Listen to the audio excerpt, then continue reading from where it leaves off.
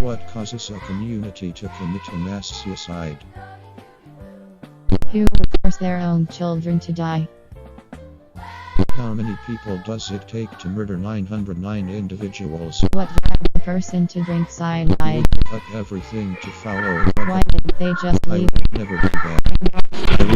Don't drink the Kool-Aid. I would never do that.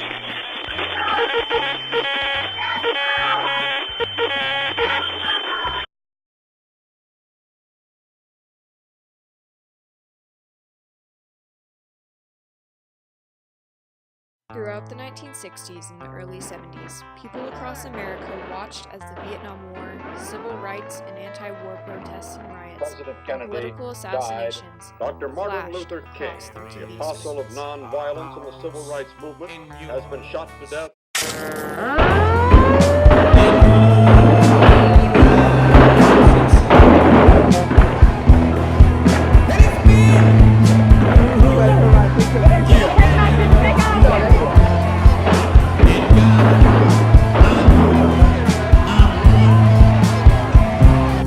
To cope with the injustice and chaos of everyday life, thousands of people gathered to hear the words of a charismatic preacher who spoke boldly of racial equality and hope. Jim Warren Jones was born and raised in the small towns of Crete and Lynn, Indiana. From growing up during the Great Depression, living in a shack without plumbing, and living with a racist, alcoholic father, Jones often felt neglected, alone, and I didn't feel accepted. The lack of compassion from his parents caused Jim to become hostile, in which Jones admitted in 1977 that he I was was ready to kill by the end of third grade.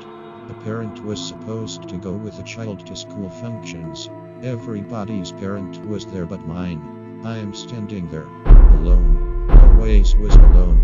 However, Jones found refuge and inspiration in the Holy Rolling Pentecostal Church. From as early as 10 years old, Jones began preaching to the neighborhood kids in the loft of his family's barn. I can remember hearing him preaching up there and yelling up there. He preached funeral services for dogs and cats and birds. Had revival meetings for some of the younger kids to come up and listen to him. Jones' passion for ministry carried out throughout high school and eventually to 1954 when Jones opened his first church, Community Unity, with wife Marceline Jones by his side. JJ was handsome, brilliant, and ambitious. I knew there was something special about him. I saw greatness, but little did I know how great he would become. Jones worked diligently to build his Community Unity Church. To fund the little church in Indiana, Jones sold door-to-door monkeys imported from South America. To gain people's attention, Jones performed things like healings, revivals, and preached messages on things like racial integration, social justice, and Christian redemption. He would often claim that he could heal broken bones and cure cancer, in which he was a master of deception. We went to hear him preach and were quite fascinated by him. He was a very handsome, articulate, almost charismatic. And he was the type of a speaker who would appeal to the person who was wanting something that they never had before in their life. People were drawn to the young man with slick back hair who appeared to have the ability to cure illnesses and speak against societal norms. In the year 1956, Community Unity was renamed into the infamous People's Temple. A place of peace away from the maddening crowd. In 1961, Jim claimed to have received a vision of a nuclear holocaust in Chicago and Indianapolis. Because of this, Jones and his flock headed to the larger locations of California, starting with Ukiah and Redwood Valley in 1965. I'm here as a sample and example to show you that you can bring yourself up with your own bootstraps from whatever condition, economic injustice or servitude or racism you might have had to endure. There'll be no need for concerns about the tomorrows because every day will be heaven. We will have built the heaven that man has suppositionally dreamed about.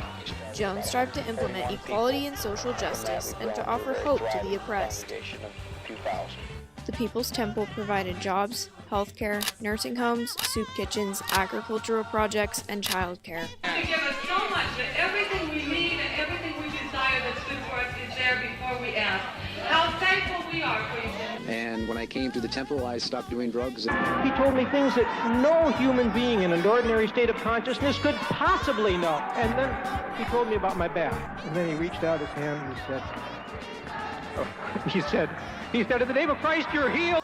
Throughout the 70s, the People's Temple migrated to larger locations, including San Francisco and Los Angeles. Attendance numbers began to skyrocket, and the temple's diversity also expanded, in which about 70% of the congregation were black, 25% were white, and the rest ranged from mixed to Oriental.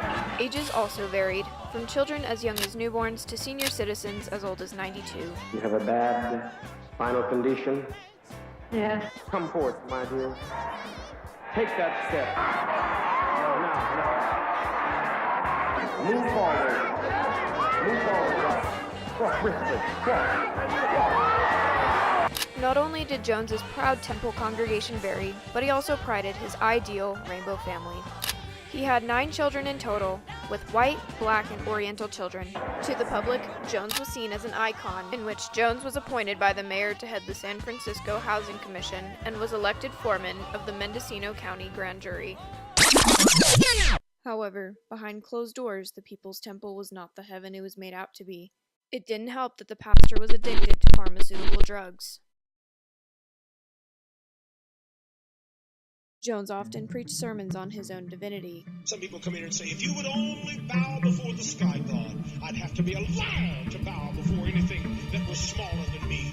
Jones began to introduce communist ideals. To compensate with his typical biblical sermons, he used apostolic socialism and verses like Acts 2:44-45 to justify his new socialist views. Jones was also able to use passages like Acts 2:44-45 to justify the selling of possessions to benefit the wages of the church. We weren't allowed to see our parents. To keep us isolated from each other.